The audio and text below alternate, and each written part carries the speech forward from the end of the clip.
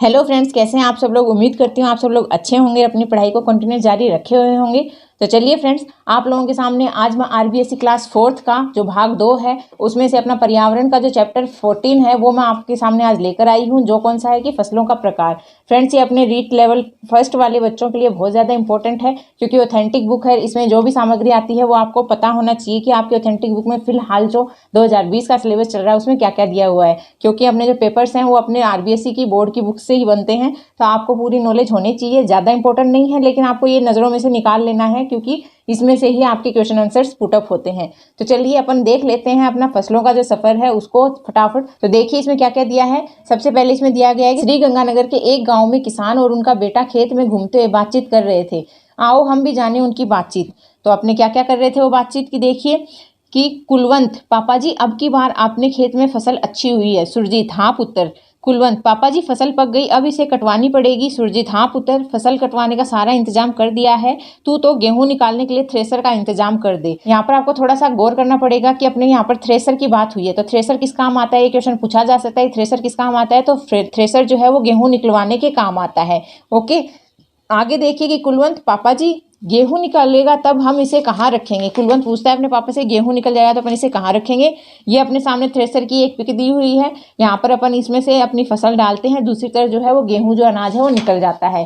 तो क्वेश्चन जो यहाँ से पुटअप हो सकता है वो क्या था, वो सिर्फ यही था कि थ्रेसर मशीन है वो किस काम आती है, तो वो अनाज निकालने के काम आती है। आगे देखिए, सुरजीत, पुत्र मैं बाजार से बोरियां खरीद कर लाऊंगा और गेहूं को उनमें भर देंगे, फिर मंडी में ले जाकर बेच देंगे। ये आपको यहाँ पर जनरल सी बात है कि गेहूं जो अनाज है वो कहाँ बेचते हैं, सब जो किसान हैं वो मंडी में ले जाकर बेचते हैं। आगे आपको ये बताया गया है कि आप लोग पता कीजिए कि आपके क्षेत्र में किसान कौन कौन सी फसल उगाते हैं।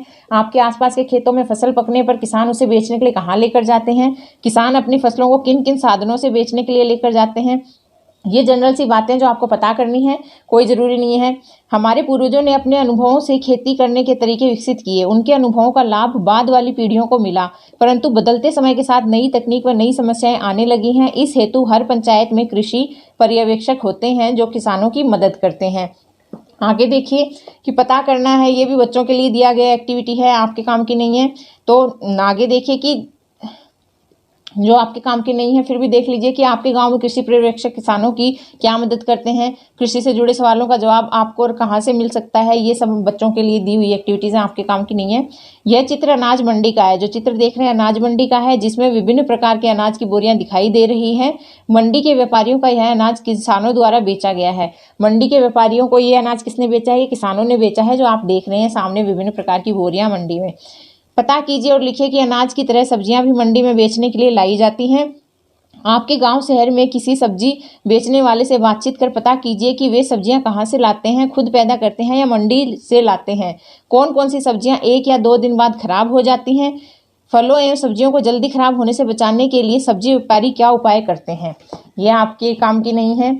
आगे देखिए कि आसपास सब्जी मंडी हो तो पता कीजिए कि वहाँ सब्जियां कहाँ कहाँ से आती हैं।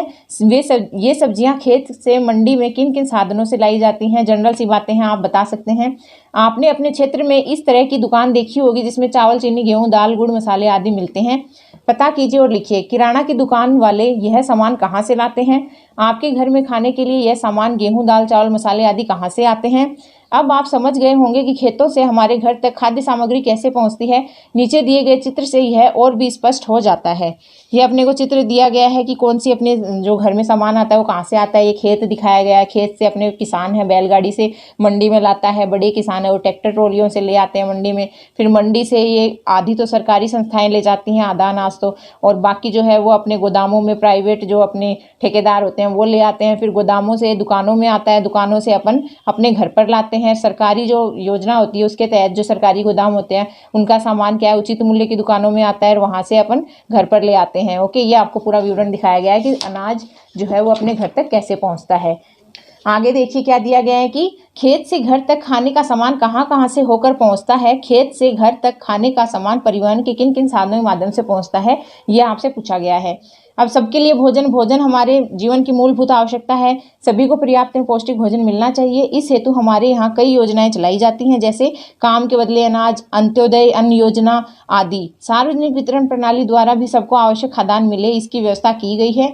इन योजनाओं में समय समय पर आवश्यकता अनुसार परिवर्तन भी होते रहते हैं, पर उद्देश्य यही होता है कि लोगों को सस्ती दरों पर अच्छा और पर्याप्त खाद्यान्न मिले। तो इसमें आपको बस इतना सा ही आउटकम निकला है कि अपना जो सरकार है उसने कौन कौन सी जो सार्वजनिक वितरण प्रणाली में योजनाएं चलाई हैं, कौन कौन सी हैं, तो वो है अंत्योदय अन्न योजना और मतलब काम के बदले अनाज। ये दो अपने जो सरकार द्वारा चलाई गई योजनाएं हैं, जिसका उद्देश्य क्या है, जिसका उद्देश्य है सस्ती दरों पर अच्छा और पर्याप्त खाद्यान्न सभी को प्राप्त होना। ओके, आगे देखिए सार्वजनिक वितरण प्रणाली क्या होती है।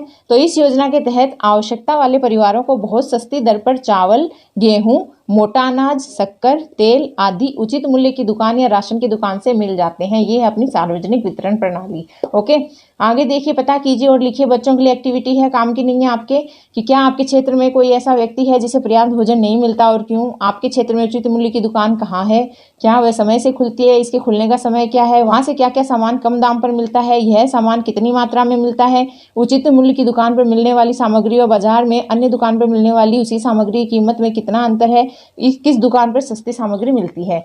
ये सारे बच्चों की एक्टिविटीज़ हैं, आपके लायक नहीं है। चैप्टर अपना खत्म हो चुका है। अब अपन देखते हैं कि अपन ने इस चैप्टर में क्या सीखा।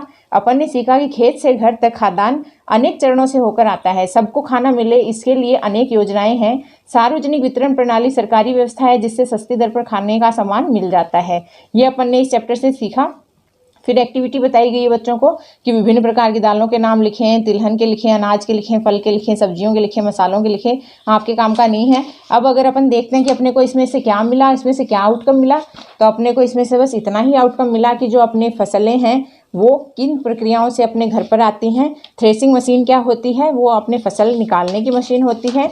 इसके बाद में अपन ने देखा कि जो अपनी फसलें वो अपने घरों तक कैसे पहुंचती हैं, तो वो पहले मंडियों में जाती हैं, मंडियों से वो सार्वजनिक दुकानों पर आती हैं, वहां से अपने घर तक पहुंचती हैं। इसके अलावा बस ये है कि यहाँ पर सरकार द्वारा कौन कौन सी योजनाएं चलाई गई हैं सभी को उचित मूल्य पर अच्छा और पर्याप्त खाद्यान्न देने के लिए। तो वो आपको ध्यान रख लेना है कि एक तो अंत्योदय अन्न योजना है और दूसरा काम के बदले अनाज है। ये सार्वजनिक वितरण प्रणाली है, सरकार द्वारा चलाई गई। ओके, ये तीन चीजें ही इस पूरे चैप्टर का आउटकम निकला है, तो ज्यादा इंपॉर्टेंट नहीं है। अब अपन नेक्स्ट वीडियो में अपने देखेंगे हमारे गौरव, जो कि अपने लिए थोड़े से इंपॉर्टेंट है। इनका आपको नॉलेज होना चाहिए। तो फ्रेंड्स, आप जो रीड लेवल फर्स्ट वाले हैं उनके लिए थोड़ा सा ये आंखों में से निकालनी जरूरी थी, इसीलिए मैं आप लोगों के सामने ये बुक करा रही हूँ, ताकि आपको पता हो कि अपनी जो आरबीएसई बोर्ड है वो बच्चों को क्या आजकल नई सामग्री पढ़ा रहे हैं, क्योंकि ये 2020 का संस्करण है।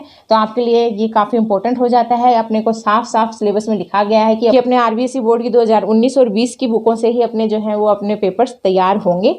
अक्सर अपन छोटी छोटी चीज़ें छोड़ देते हैं, बड़ी चीज़ों की तरफ हाथ मारते हैं, तो उसमें फ्रेंड्स अपना बहुत नुकसान हो जाता है, क्योंकि क्वेश्चंस जो हैं वो यहीं से पुटअप हो जाते हैं। तो जो फर्स्ट लेवल के विद्यार्थी हैं उनके लिए काफ़ी इंपॉर्टेंट है। तो आप एक बार तो ये सारी जितनी मैं आपको यहाँ पर टॉपिक करवाऊँ अपने पर्यावरण के, वो सारे आप एक बार तो ज़रूर देखें, आपके काफ़ी फायदे के होने वाले हैं। तो फ्रेंड्स, चलिए आज का वीडियो यहीं पर खत्म करती हूँ। अगर आपको वीडियो अच्छा लगा है तो वीडियो ज़्यादा से ज़्यादा लाइक कीजिए, कमेंट्स कीजिए, चैनल को दिल खोलकर शेयर और सब्सक्राइब कीजिए। आप सभी प्यारे प्यारे दोस्तों का वीडियो को एंड तक देखने के लिए दिल से धन्यवाद। Thank you friends.